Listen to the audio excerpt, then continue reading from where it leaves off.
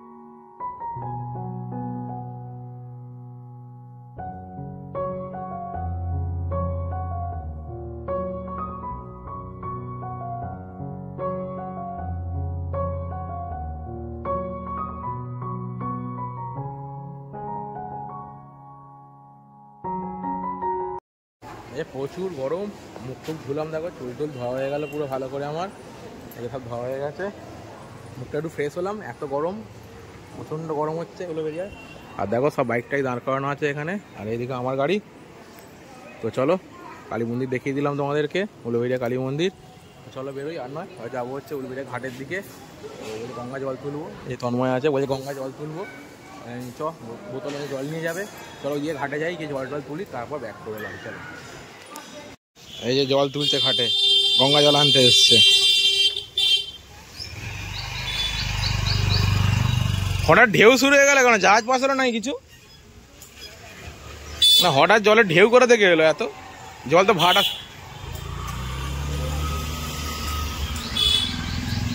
উলুবেড়িয়া গঙ্গা, অনেকদিন পর এখানে এলাম, অনেক স্মৃতি মনে পড়ে গেল। এখান থেকে যেতাম অ্যাকচুয়ালি কলেজে, আমি এটা আমার কলেজে যাওয়ার রাস্তা ছিল। ওপারে বজবজ হয়ে বিবিআইটি কলেজ ছিল আমার, আর এটা হচ্ছে উলুবেড়িয়া সিএসসি।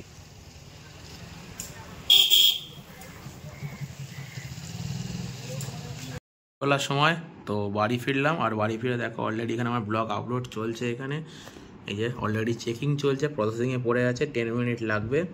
তো কিছুক্ষণের মধ্যেই ব্লগ আমার চ্যানেলে এসে যাবে, তো দেখতে পেয়ে যাবে সবাই আশা করি। তো এটা হচ্ছে নতুন ব্লগ, চ্যানেলে কিছুক্ষণের মধ্যে আসছে।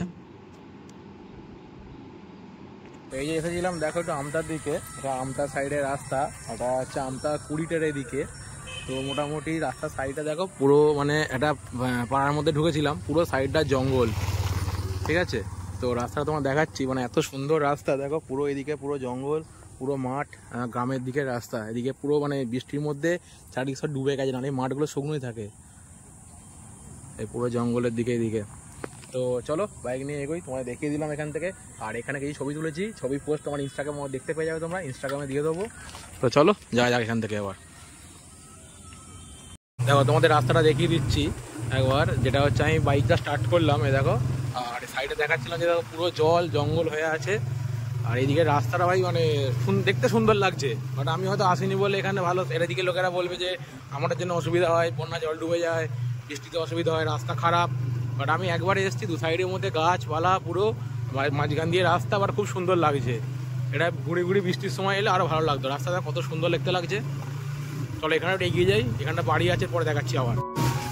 দেখো এখানটা দেখো আরও সুন্দর দেখতে লাগছে।